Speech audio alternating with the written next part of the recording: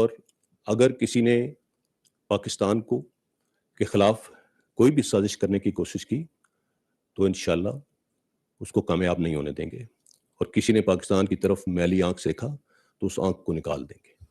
ہماری intelligence agencies, ہمارے ادارے بھرپور طریقے سے کام کر رہے ہیں اور چوکنا ہے۔ کہوں گا کہ آؤٹ گوئنگ پرائم منسٹر بار بار یہ اعلان کرتے رہے ہیں کہ امریکہ نے ہم سے فوجی اڈے مانگے، ہم فوجی اڈے نہیں دیں گے، اور ایبسولوٹلی ناٹ کا انہوں نے نعرہ بھی لگایا تھا۔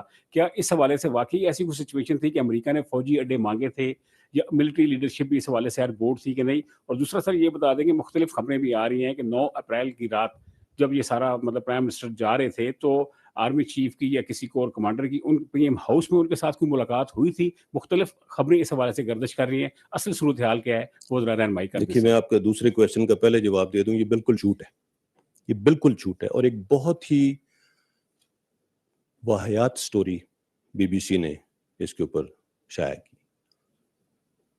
I am sorry for using this word.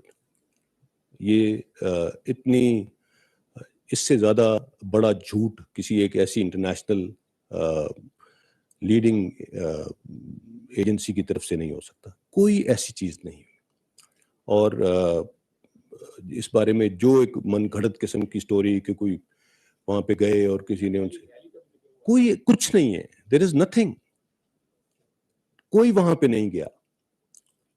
میں نے اس دن بھی یہ بتایا تھا کہ اس جو کچھ یہ سیاسی پروسیس چلا ہے، جو بھی، اس کے کسی لمحے میں کہیں پہ فوج کا کوئی عمل دخل نہیں تھا، کسی پرسنالٹی کا کوئی عمل دخل نہیں تھا۔ The last that I said, جو میں نے ابھی ایکسپلین کیا ہے کہ جو بلایا گیا تھا خود اس وقت گئے تھے، اور دیٹ از اٹ۔ اس کے بعد دوبارہ کسی قسم کی کوئی مداخلت نہیں تھی، کسی سے کوئی کانٹیکٹ نہیں کیا گیا۔ So let me put this thing to rest.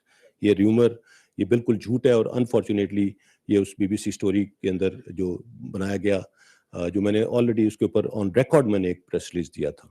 آپ نے بات کی فوجی اڈوں کی۔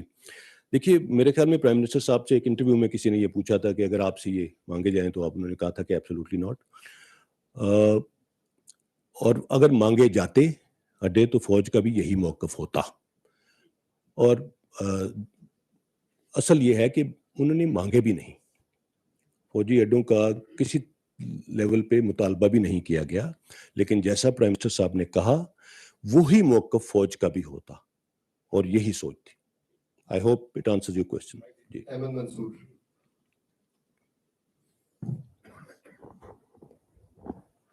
احمد منصور، بول نیوز سے۔ جنرل صاحب، جو یہ سارا سینیریو بنا، جب بھی ایسا ہوتا ہے پاکستان میں کوئی حکمران جاتا ہے، چاہے وہ اپنی اکثریت کھو چکا ہو، لیکن وہ بیانیہ ایسا ضرور بناتا ہے کہ اس کے پیچھے کوئی سازش ہے یا کچھ بھی ہے۔ تو ایک چیزیں یہ بھی آئیں سوشل میڈیا پہ بھی، اور اس طرح حکمران جو سیٹ اپ ہے اس طرف سے بھی اس وقت کا، کہ جو اسٹیبلشمنٹ ہے، آرمی چیف خاص طور پہ یا ان کے کوئی نمائندے، ان کی اس وقت کی جو اپوزیشن ہے ان کی لیڈرشپ سے کوئی ملاقاتیں پاکستان میں ہوئی ہیں، یا لندن میں یا برسلز میں آرمی چیف کی خود یا ان کے کسی نمائندے کی؟ تو اس حوالے سے کیا حقیقت ہے؟ دیکھیے، اس میں کوئی سچائی نہیں ہے، کوئی حقیقت نہیں ہے۔ یہ میں نے بھی یہ باتیں سنی، سوشل میڈیا پہ کافی یہ بات چیت کی گئی۔ دیکھیے، آج کل excuse me, I think investigative journalism آج کل بہت آگے جا چکا ہے۔ آپ کو کسی کی ٹریول ہسٹری نکالنا یا کسی کی کال کا ریکارڈ لینا یا اس طرح کی چیزیں کوئی مشکل نہیں ہے۔ اگر کسی کے پاس اس طرح کا کوئی بھی ایویڈنس ہے تو ضرور سامنے لے کے آئیں۔ There were no such contacts. This was not, I mean, جو کچھ لوگوں نے کہا کوئی شاید کوئی ڈیل تھی یا کوئی ایسی چیز، for God's sake ایسا کچھ نہیں ہے۔